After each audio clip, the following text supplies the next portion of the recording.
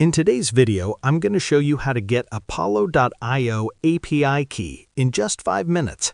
If you're looking to supercharge your data integrations, this API key is a crucial first step.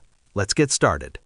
First, open your web browser. You can use any browser you prefer: Chrome, Firefox, Safari, or Edge.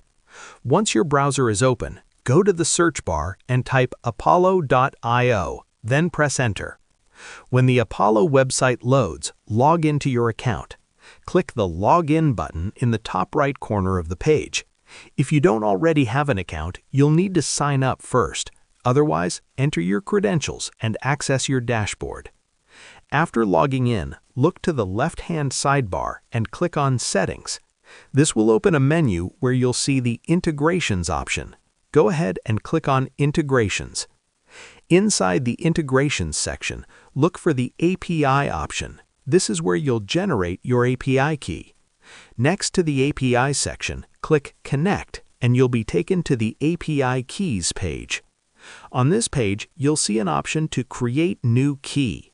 Click it to begin setting up your API key. At this stage, you may be asked to define access permissions or specify how the key will be used. Make sure these settings match your integration requirements. Once everything is configured, click Create API Key.